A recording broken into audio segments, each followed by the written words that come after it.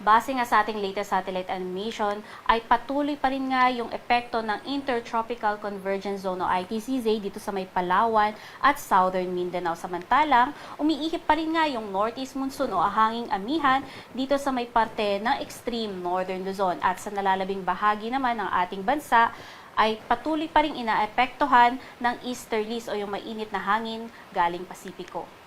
Sa magiging lagay naman ng panahon bukas, asahan nga natin na dito sa may parte ng Cagayan, Isabela at Apayao dahil nga sa epekto ng shear line makararanas ng maulap na kalangitan at mga kalat-kalat na mga pagulan, pagkidlat at pagkulog. Samantalang dito naman sa may parte ng Aurora, Quezon at Camarines Norte, dahil naman sa epekto ng easterlies, magiging makulimlim din yung panahon at kalat-kalat ang mga pagulan. Dahil nga sa epekto ng Northeast Monsoon, makararanas nga ng bahagyang maulap hanggang sa maulap na kalangitan na may mga pulo-pulong mahihinang mga pagulan dito sa may parte ng Ilocos Norte at Batanes. Samantala, sa nalalabing bahagi nga ng Luzon kasama ang Metro Manila dahil sa epekto ng easterlies, magkakaroon pa rin tayo ng mga pulo-pulo at mga panandaliang mga pagulan, pagkilat at pagkulog, lalong-lalo na nga sa hapon hanggang gabi. Temperatura nga dito sa buong Luzon ay maaaring umabot hanggang 32 degrees Celsius. Sa magiging lagay naman ng panahon dito sa may parte nga ng Palawan, maging dito sa may Zamboanga Peninsula, Barm, Northern Mindanao, Sarangani at Sultan Kudarat, asahan nga rin yung pagiging kalat-kalat ng mga pag-ulan at makulimlim na panahon dahil yan sa patuloy na epekto ng Intertropical Convergence Zone o ITCZ. Samantalang dito naman sa Caraga at Davao Region, especially nga dito sa Caraga, although may mga pagulan ngayon, asahan nga na mas mababawasan na nga yung mga pagulan dyan bukas at makararanas na lamang ng bahagyang maulap hanggang sa maulap na kalangitan at mga pulo-pulo at mga panandali ang mga pagulan, pagkilat at pagkulog, lalong-lalo na nga sa hapon at gabi. Samantalang sa buong Visayas naman, dahil nga sa patuloy na epekto ng easterlies, maging maganda ang panahon sa umaga, ngunit pagsapit ng hapon ay dyan na naman papasok yung mga pulo-pulo at mga panandali ang mga pagulan. Temperatura nga ay maaaring umabot hanggang 32 degrees Celsius dito sa may Palawan, Visayas at Mindanao.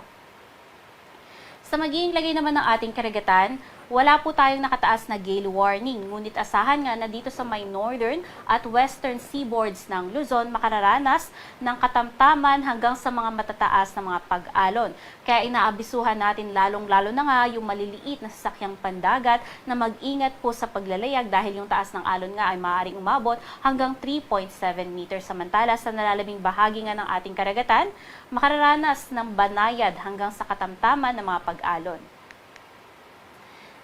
Sa magiging lagay naman ng panahon sa susunod na 3 araw dito sa mga piling lugar sa Luzon, asahan nga natin na dito sa parte nga ng Metro Manila, Baguio City at Legazpi City at malaking bahagi pa ng Luzon dahil nga sa patuloy na epekto ng easterlies, lalong-lalo na nga dito sa may parte ng Metro Manila at Legazpi City ay patuloy pa rin nga yung mga pulo-pulo at mga panandali ang mga pagulan, pagkilat at pagkulog sa hapon at gabi. Samantalang sa may Baguio City, nakikitaan na nga rin natin na maabot na ito ng epekto ng Northeast Monsoon, especially nga yung buong Northern Luzon. At pagsapit nga ng Huwebes,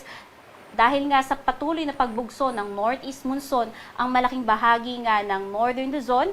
sa may parte ng Ilocos Region, Cordillera at Cagayan Valley ay makararanas na nga ng maulap na kalangitan na may mga kalat-kalat na mga pag-ulan. At dito naman sa may Legazpi City, dahil nga maaaring bumaba yung shear line, o ito nga yung banggaan ng hangin galing sa Northeast Monsoon at easterlies, ay maaari na rin niyang magbigay ng mga paulan starting on Thursday. By Friday naman, nakikitaan natin na although prevailing pa rin nga yung Northeast Monsoon, maging yung easterlies sa buong Luzon, ay mas magiging maganda na nga yung panahon. Sa magiging lagay naman ng panahon sa susunod na 3 araw dito sa mga piling lugar sa Kabisayaan. Good news po sa ating mga kababayan dyan dahil patuloy pa rin nga yung magandang panahon, paghandaan lamang yung tsansa ng mga pulo-pulo at mga panandali ang mga pag-ulan sa hapon hanggang gabi.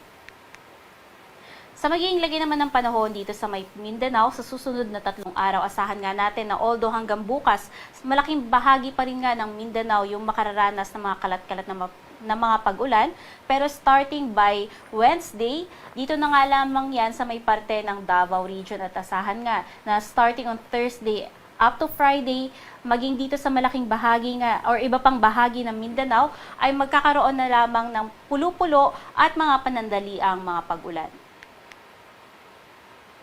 Ang araw ay lulubog dito sa Kamaynilaan ng alas 5:24